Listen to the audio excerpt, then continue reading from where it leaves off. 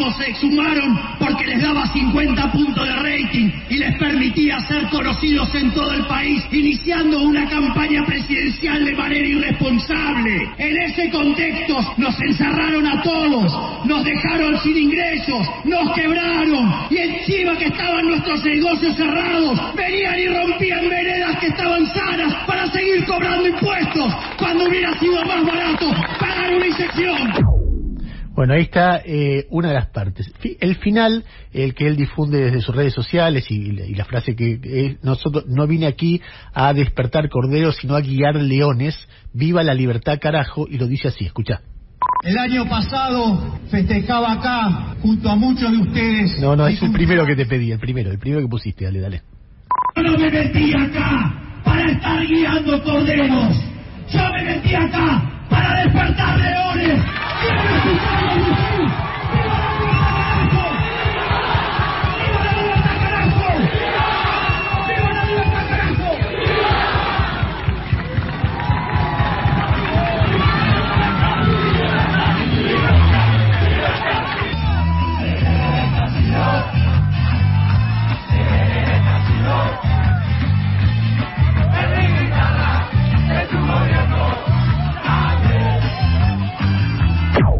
El final es con Se viene el estallido, que era una canción que se gritaba mucho contra Menem y después contra De la Rúa entre el 97 y el 2001, y es muy paradójico que ahora se cante en una plaza como el otro día contra Alberto Fernández o contra Rodríguez Larreta. Javier Milei está en línea con nosotros. Javier, ¿cómo te va? Ernesto Tenemos te saluda, ¿cómo andás?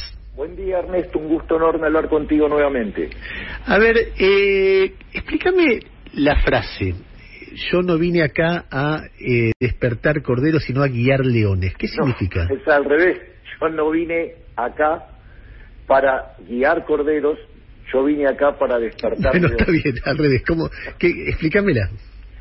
Bueno, básicamente yo creo que debemos dar una batalla donde se despierte la gente y tenga conciencia de los valores de la libertad, que no necesitan, digamos, llevar esta vida, sí, digamos, guiada por un todopoderoso desde la poltrona, sino que cada uno debe hacerse responsable por su vida y dar pelea por la libertad para poder realizar su proyecto de vida.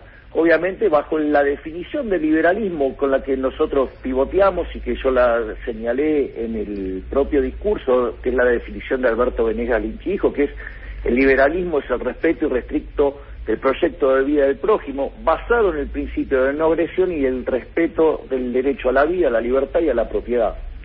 Ahora, cuando vos decís los voy a sacar a patadas en el culo, ¿eso incluye el principio de no agresión? Sí, obvio. A ver. Porque vos, si a vos viene alguien y te pone una pistola en la cabeza, vos podés reaccionar, porque si no va a ir contra tu propia vida, ¿ok? Y en realidad, como el Estado es una institución violenta, de hecho se financia de manera violenta, porque por algo se llaman impuestos, ¿sí? Lo que te cobra, y si vos no los pagás vas preso. Fíjate que Al Capone, por ejemplo, en Estados Unidos, digamos, lo acusaron de un montón de cosas, pero terminó yendo preso por evadir impuestos. Entonces, cuando vos tenés el ente de agresión institucionalizada, que es el Estado, y que básicamente cercena tus libertades sistemáticamente, va contra tu propiedad y va contra tu vida, digamos, en ese caso tu acción es defensiva, no es una acción, digamos, donde vos estás yendo primero a agredir, sino que en realidad es la respuesta contra el avance sobre tus 3 derechos básicos. Ahora, vos te das cuenta que toda agresión se justifica por una agresión previa. Todo aquel que agrede siempre dice: a mí me agredieron antes. Bueno, depende vos cómo definas la situación. O sea, para mí los 3 derechos básicos son los derechos a la vida, a la libertad y a la propiedad. Si vos vas contra mi propiedad, me puedo defender. Si vos vas contra mi libertad, me puedo defender. Si vas contra mi vida, me puedo defender. Javier, yo deduzco de lo que vos decís que todo cobro de un impuesto es una agresión, con lo cual si vos en algún momento fueras presidente, no cobrarías más impuestos. Ahí hay una distinción entre mi visión filosófica y mi visión práctica de la vida. A ver.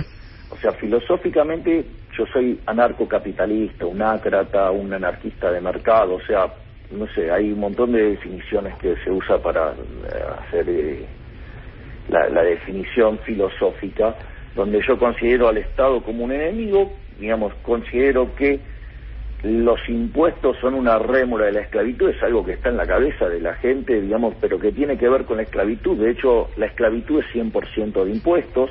Sí, en el fondo es no poder disfrutar del fruto de tu trabajo. Ese es si vos querés, muy simplificado, mi visión teórica o mi visión ideal del mundo. Y por otro lado está la vida real, que es, yo soy un minarquista y considero que el Estado, digamos, solamente se debería ocupar en este estadio de la sociedad de la seguridad y justicia. Ahora, yo teniendo un estado de bienestar tan grande que se ocupa de tantas cosas, la verdad que la diferencia entre un liberal clásico, un liberal minarquista y un liberal anarquista, digamos, son diferencias de grado que son de 25º orden frente al tamaño del Estado que tengo. Por lo tanto, es cierto, digamos, que yo, digamos, o sea, si estuviera en el poder, buscaría una reducción del Estado para tratar de minimizar el daño hacia los seres humanos que constituyen los impuestos. O sea, seguirías cobrando, pero menos.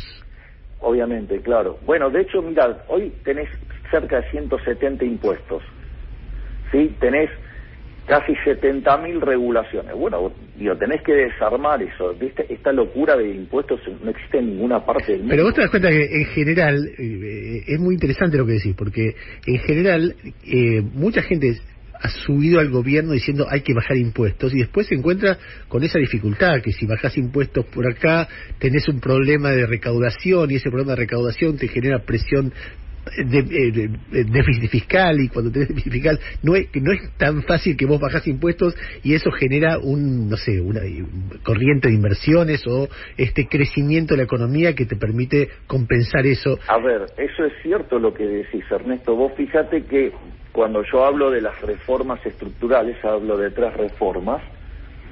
La primera generación de reformas incluye la reforma del Estado, pero para bajar impuestos vos primero tenés que bajar el gasto.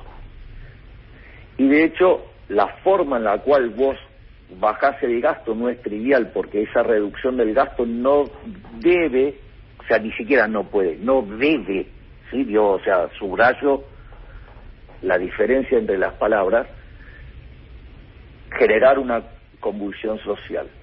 Entonces vos tenés que ir por partidas donde están asociadas con el robo de la política. Por ejemplo, uno de los proyectos que yo tengo en carpeta es pasar del sistema de obra pública, como tenemos hoy en Argentina, a un sistema de obra pública a la chilena. Digamos que es un sistema basado en la iniciativa privada, donde la propia, o sea, donde vos podés plantear un proyecto, digamos, hacer los estudios y todo, y después hay que ir a licitar y podés perder. Obvio que después, si perdés, te recomponen la plata de los estudios el que gana el proyecto, pero ya desde ahí te impone competencia y es imposible robar. Entonces, Javier, te voy a decir una cosa que yo veo, que podemos tener respuesta a esto, pero que me parece que es muy relevante en lo que está pasando con tu figura. Mucho más cuando te escucho hablar tranquilo, no con esos momentos que son muy histriónicos y que tienen mucho rebote por su histrionismo, pero que son más reflexivos como en este momento.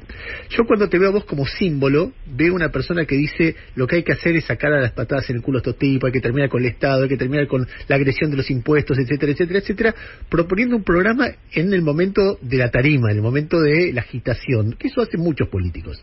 Después, cuando te planteo el problema real de bajar impuestos, vos me decís, bueno, mira, no es tan fácil porque la realidad te obliga a no bajar tanto, porque no podés generar una convulsión social, y entonces veamos en obra pública que hacemos una cosa mucho más complicada, que es así el ejercicio del gobierno. Siempre es mucho más complicado. Lo que me preocupa, como en muchos otros casos en la historia, es que la gente te siga por lo que es simbólico, por esos gritos, por esas consignas, etcétera, y si alguna vez vos llegas, tenga que explicarle a ellos mismos, che, mirá, esto es mucho más complejo, no es tan fácil, no hay que generar una convulsión social, y entonces aquellos que creyeron en vos terminan diciendo, che, esto es un chanta más, me propuso una cosa y no es lo que está cumpliendo. No sé si se entiende el dilema. Está muy bueno el punto que planteas, Ernesto, y a ver, el tema es este.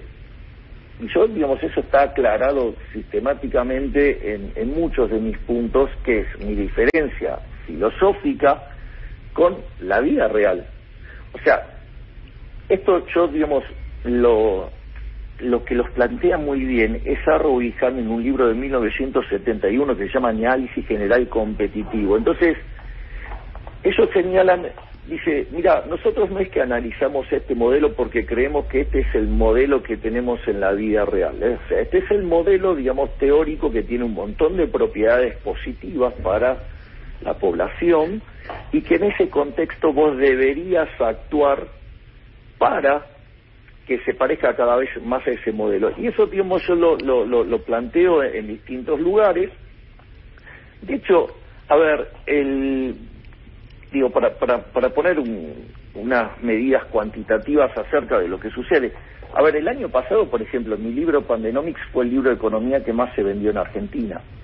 El libro anterior, que se llamaba Libertad, Libertad, Libertad, y que tiene justamente un programa de gobierno, fue el segundo libro más vendido de la Argentina, digamos, que perdí contra el de Cristina, porque, o sea, lo que hizo de Cristina fue espectacular, vendió como 350.000 libros, o sea, pero, digamos, nosotros en un mercado que estaba extremadamente deprimido, vendimos cerca de 100.000 libros, o sea, digo que en realidad mis seguidores, o sea, saben, digamos, lo que están yendo a ver y a escuchar. A ver, ¿y qué imaginás vos, un pibe que va a tu acto y nada, y grita tu nombre, y grita libertad? ¿Qué es lo que le pasa? ¿Por qué va? Bueno, ahí el eje central es explicar por qué pasa esto, ¿no? O sea, y en realidad, si vos te fijas, siempre la rebelión fue de los más jóvenes, ¿sí? Siempre los que hacen estos actos de rebeldía y los que se rebelan contra el status quo, que no es lo mismo que rebelarse contra el sistema, esa rebelión, ¿sí?, siempre estuvo concentrada en los más jóvenes y siempre tuvo un perfil de izquierda.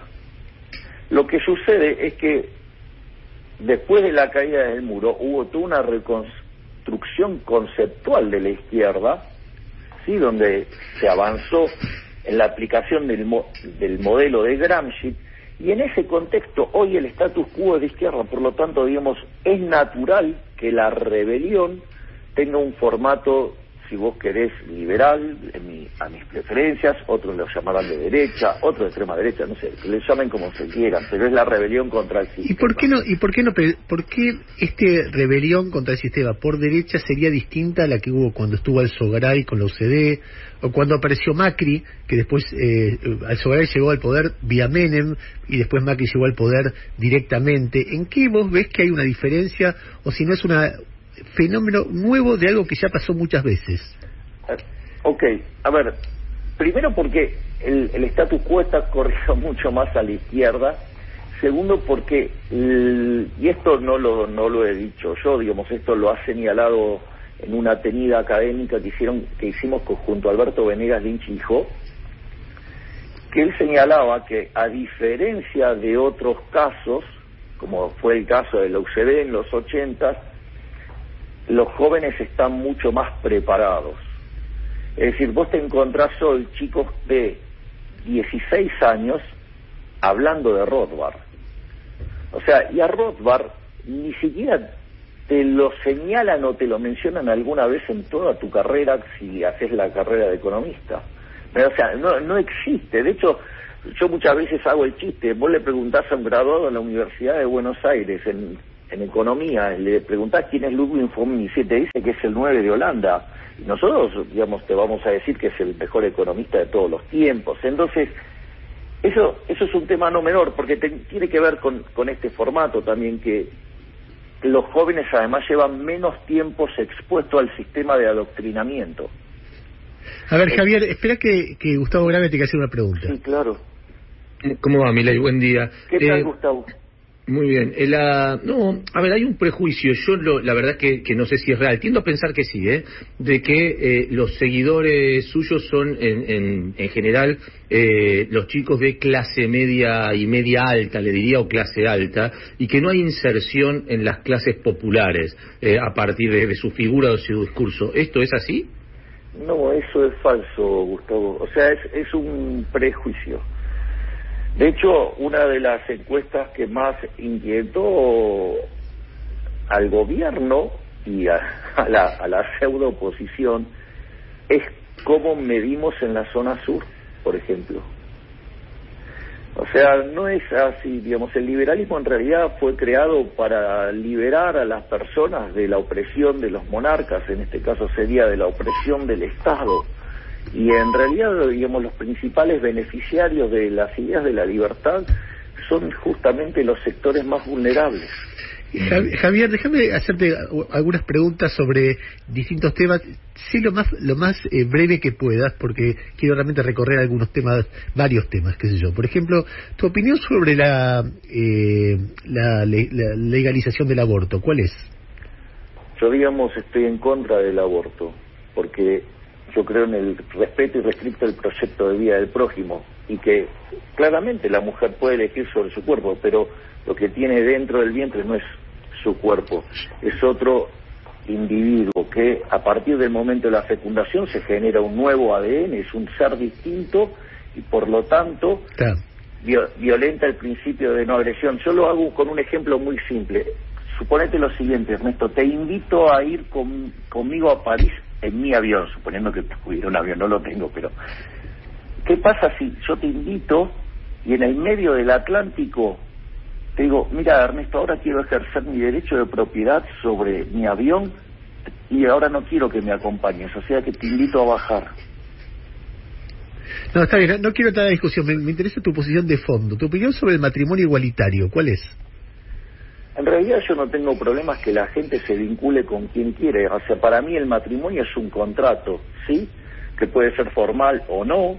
O sea, lo que a mí me molesta es que el Estado se meta en el medio, o sea, pero eso no es que es en un tipo de contrato, sino estoy en contra del matrimonio como institución, porque fue una institución que se creó cuando la gente vivía 25 años, ¿me entendés? Es un contrato, digamos... Bien, te lo pregunto de otra manera. ¿Tu grado de acuerdo con la idea de que la homosexualidad es una enfermedad, cuál es? Para nada, es la elección de cada uno y cada uno hace de su vida lo que quiera, o sea, cada uno es dueño de realizar su proyecto de vida como sea, o sea, a mí me da lo mismo.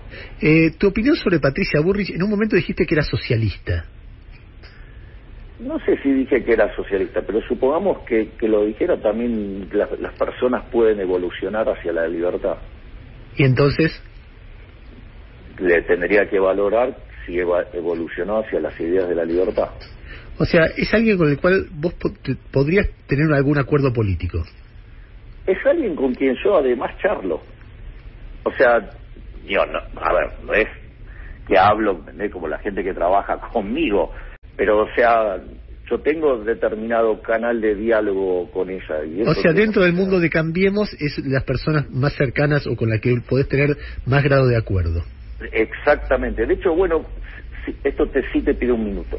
De hecho, si vos mirás la lista es amplia, y no solo eso, yo lo he dicho públicamente, o sea, yo dije que estoy dispuesto a trabajar con personas de la ala dura de Juntos por el Cambio, llámese los halcones, y también dije que estoy dispuesto a trabajar con determinados sectores del peronismo, como por ejemplo el lavanismo, como por ejemplo el menemismo, con lo que es el peronismo republicano. ¿Te imaginas apoyando a Patricia Bullrich como presidenta?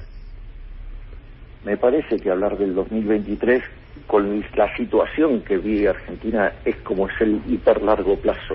Si vos mirás el mundo occidental en general, ¿con qué líder te sentís identificado? Quiero decir, para nombrar algunos, desde Emmanuel Macron, Angela Merkel, Biden, no sé, Putin, ¿a quién vos ves ahí que te decís, mira, este va por el buen camino?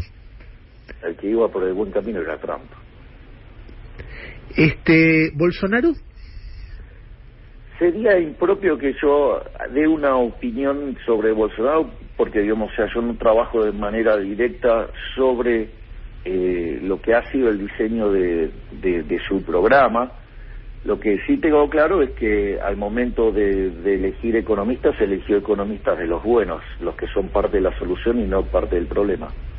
El mismo día que hubo un acto tuyo, el otro día, el acto que hiciste, que fue realmente un acto muy exitoso, hubo otro acto de los movimientos sociales en Plaza de Mayo. Me gustaría tu opinión sobre eso.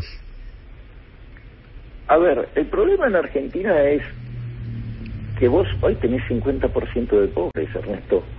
Y Argentina, la verdad que si sigue así, va camino a 75% de pobres.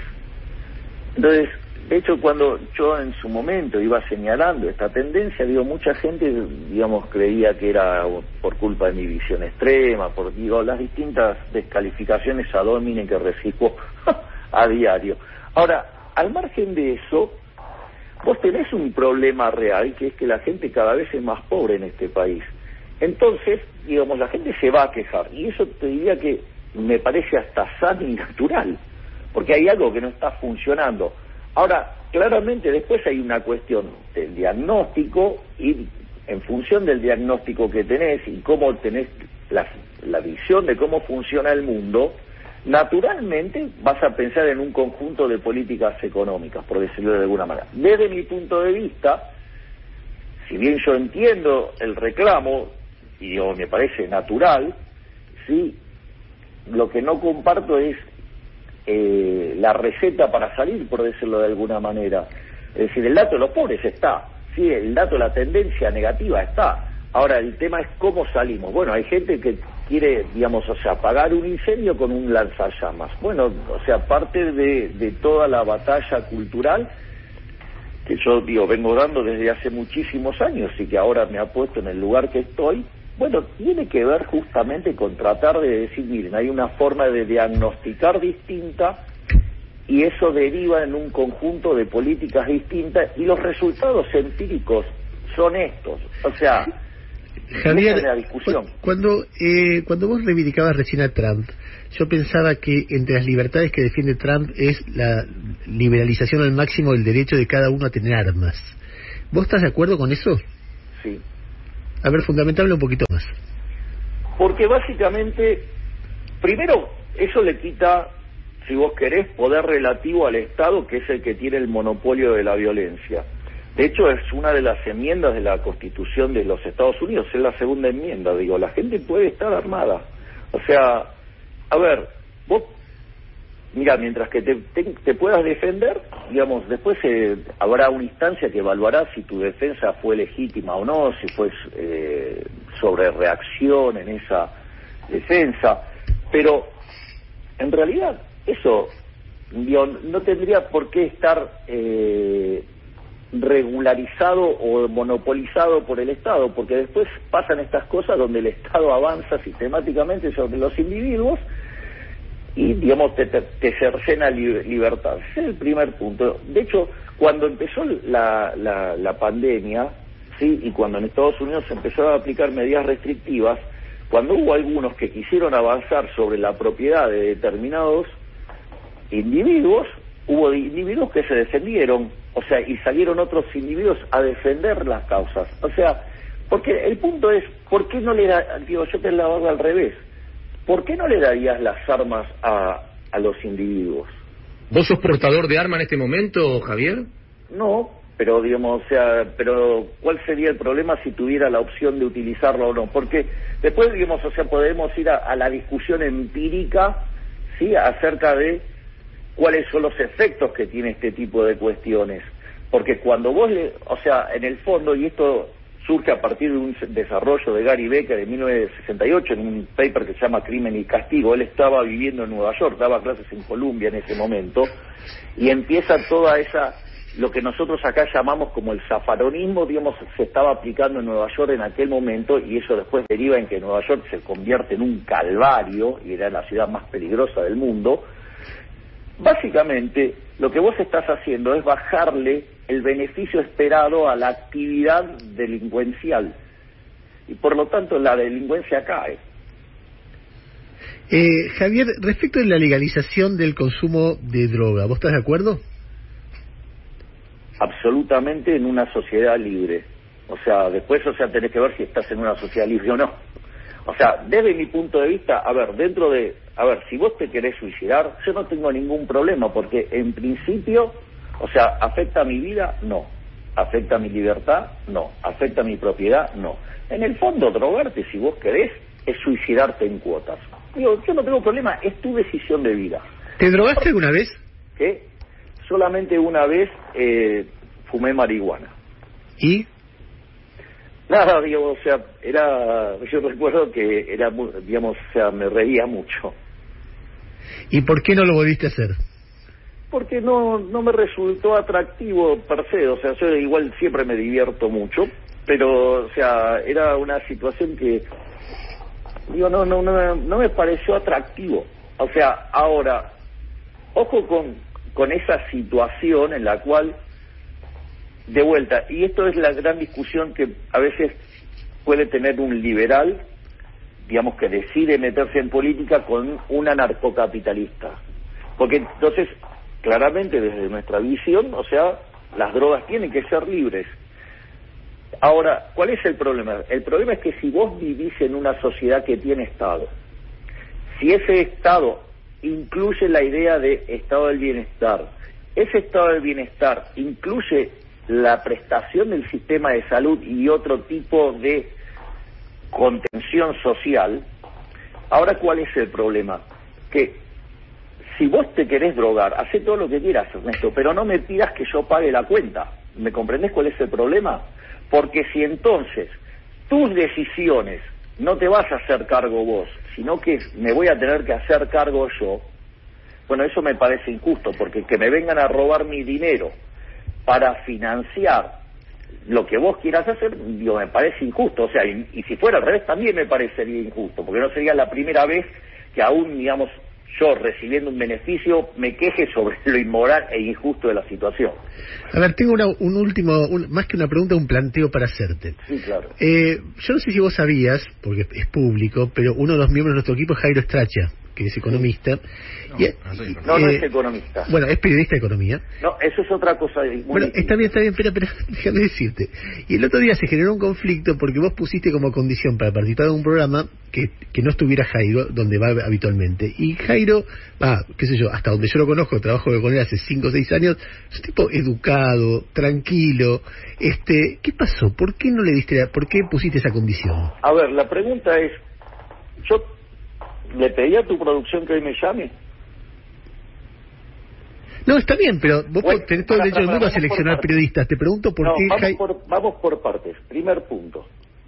O sea, si alguien me llama, yo tengo la libertad de decir si quiero ir o no. Punto 1. Sí. Punto 2.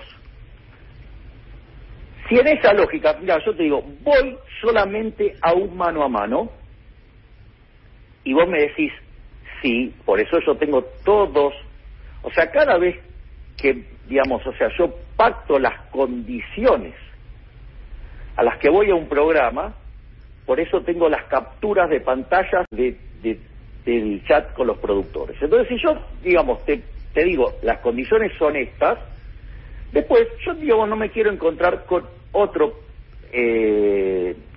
formato. Es decir, si es un mano a mano, es un mano a mano. ¿Por qué? Porque en realidad... No, pero una cosa es un mano a mano y otra cosa es decir fulano de tal no. Son cosas distintas. Yo, digamos, arranqué con esta situación. Yo voy a un mano a mano.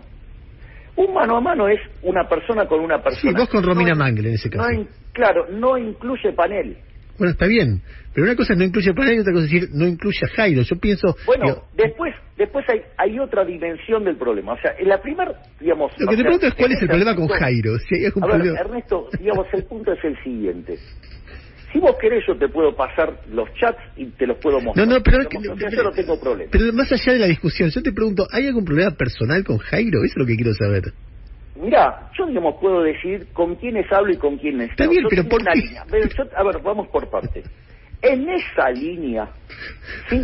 Cuando yo considero que determinadas personas no me caen bien por algunas actitudes que han tenido en el pasado, digamos, para evitar... ¿Qué, te gritó un gol de River en la cara? ¿Qué pasó? No, digamos, o sea, para evitar el conflicto, yo digamos, pido que no estén directamente, o sea, porque yo no me quiero pelear con nadie, o sea, yo ya me... Pero un libertario no debería discutir con alguien que tiene ideas distintas o recibir preguntas que lo puedan incomodar desde un periodista que analiza las cuestiones de forma distinta a como las analiza un futuro candidato. Pero, de vuelta, o sea, digamos, ¿quién dijo, que vos, digamos, tenés que hacer cosas en tu vida que no te gustan? No, está bien. ¿Qué tiene que ver eso con el ser libertario? Escúchame, Javier, le voy a pedir a Jairo que hable un cachito con vos. A ver, Jairo, decir vos.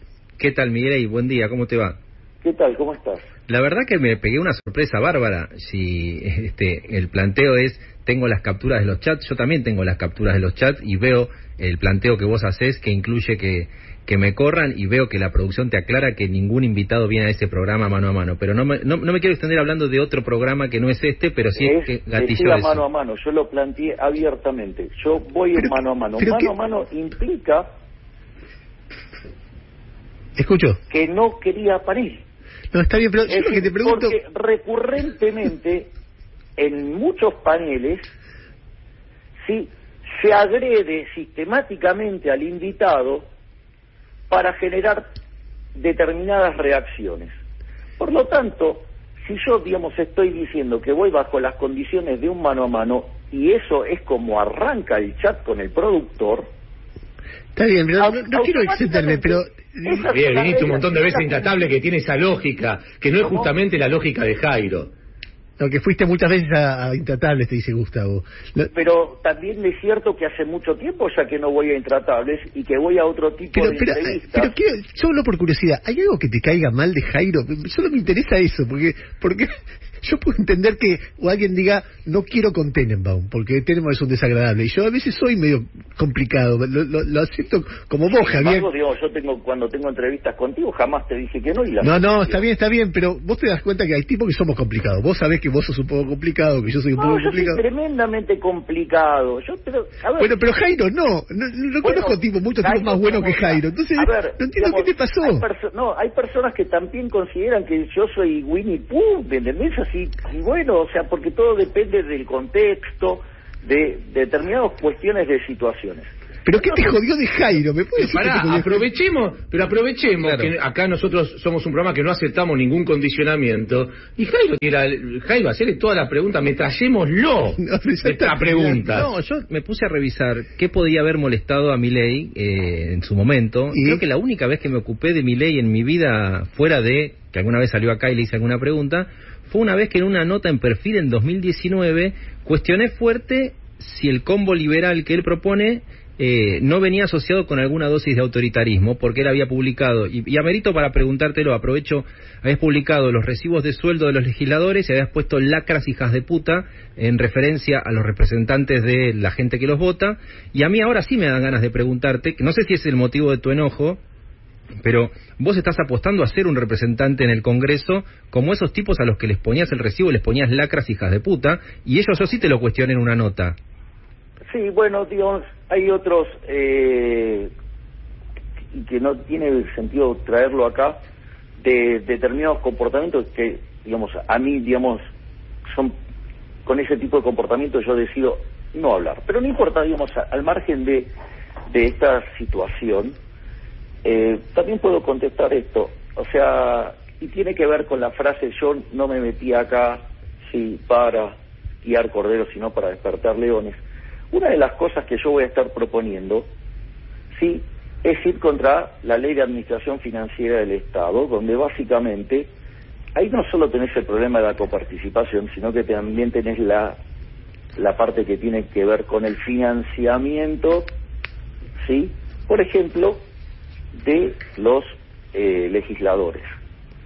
Una de las cosas que yo voy a hacer es enviar un proyecto justamente para poder renunciar a mi dieta. Hoy eso no es posible, hoy es como está armado, vos no podrías renunciar a tu dieta. Entonces, digamos, o sea, yo conceptualmente voy a renunciar a mi dieta. ¿Por qué? Porque a mí no me alcanza con no cobrarlo, o por decirlo de alguna manera mejor, donarlo. Porque eso sería hacer caridad con el dinero ajeno, y eso no me gustaría hacerlo. O sea, porque me parece, o sea, eso de estar robándole el dinero a alguien para dárselo a otro, me parece que está mal, porque robar está mal.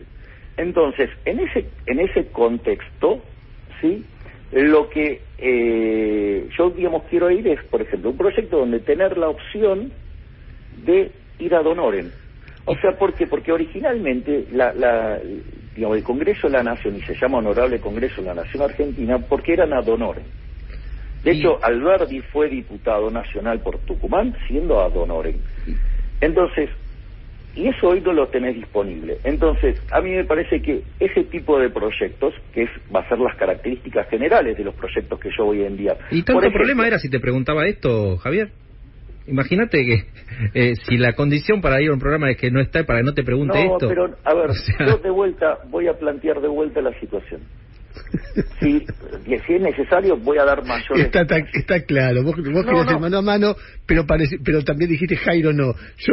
A ver, yo, digamos, de hecho, cuando el productor, ¿sí?, me plantea la situación, o sea, me torea y me dice, pero vos vas a mano a la Nación. Y yo lo que le digo es, en la Nación son mucho más educados para preguntar y para tratar a la gente. Bueno, pero, a ver, viniendo de alguien que dice lacras, hijo de puta, le voy a sacar a patadas en el culo, establece una comunicación donde puede haber rispideces. O sea... De vuelta, si el punto es el siguiente... Si no te gusta como soy, sabiendo cómo soy... No, a mí me interesa entrevistar. A mí me interesa... ¿Cuál es el problema? Pero, cachito, pará, yo no te estoy diciendo que no me gusta como soy. Obviamente... Pero Ernesto... Pero, Javier, escúchame. Obviamente nosotros pensamos distinto... No tengo ningún problema. Escúchame. Obviamente nosotros pensamos distinto en muchas cosas. Obvio. Y obviamente cuando veo que vos crecés políticamente, a mí me genera... Primero curiosidad periodística y después como ciudadano mucha preocupación. Pero después, mucha preocupación, por eso que te dije, me parece que trabaje para que seas más libre. No, me parece que estás proponiendo algo que después en los hechos es imposible y lo que puede generar ese contraste es otra vez mucho dolor. Pero no es cierto que sea imposible. Pero eso no es solamente sobre vos. No es cierto que sea imposible. No es cierto que sea imposible porque cuando se aplicó la Constitución de Alberdi en 1860, digamos, hecha en 1853 entre Alberdi y Gorostiaga, sí, en 35 años nos convertimos en el país más rico del mundo. Todo lo que bueno, no sé si tuvo que ver con la Constitución, por ahí tuvo que ver con otras cosas. Se convirtieron ricos, digamos, si les va bien. El caso más reciente es Irlanda, era el país más miserable de Europa. Hoy tiene un PIB per cápita más de 10% que el de Estados Unidos. Entonces, digamos, o sea, empíricamente las cosas me dan la razón a mí.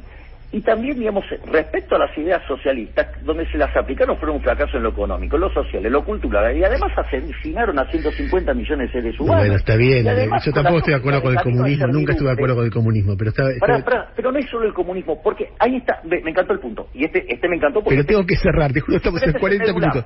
Te lo explico rápido, por favor. Un minuto, y nos Cuando vamos. vos tenés las obras de Mises y las obras de Hayek, lo que vos te dicen es, mira, vos tenés dos sistemas, vos tenés socialismo puro y capitalismo puro, o sea, los extremos, o sea, y es la verdadera discusión.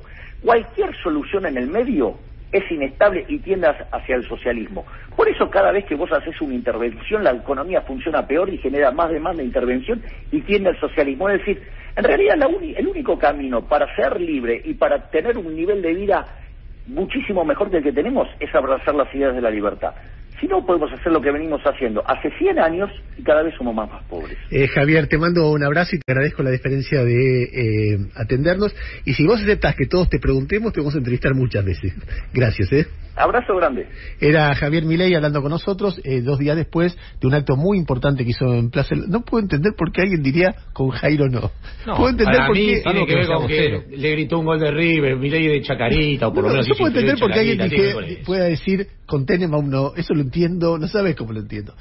Que alguien diga con Tamara Petinato no sabés cómo lo entiendo. Sí. Que alguien diga Gustavo Gravia no, lo entiendo un poco menos, pero lo entiendo. Preguntaste claro, por Daniel Angelici, por Pablo Moyano. Pablo Moyano cortando el teléfono. Que diga alguien Yamila Segovia no. Puede ser. Depende si se cruzó con el dedo, pero en condiciones normales no. Ahora, que alguien diga Jairo no.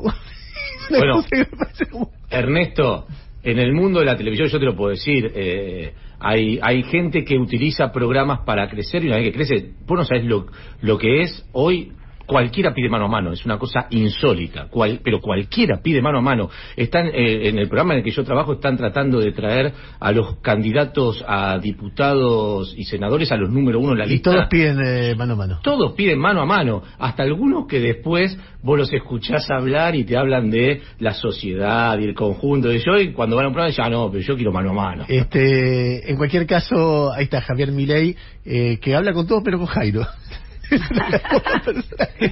Que he visto que pasara eso. Javier Milei estuvo hablando un rato largo con nosotros, creo que merecía, porque la verdad que el fenómeno político que está encarnando es cada vez más fuerte, y algunas definiciones fuertes, qué sé yo, por ejemplo el tema de estoy de acuerdo con que cada cual pueda comprar armas sin ningún tipo de límites. Quizás es una definición muy novedosa, o por lo menos yo no se lo había escuchado, después de un acto que hubo alrededor de 10.000 chicos, eran en general tipos jóvenes,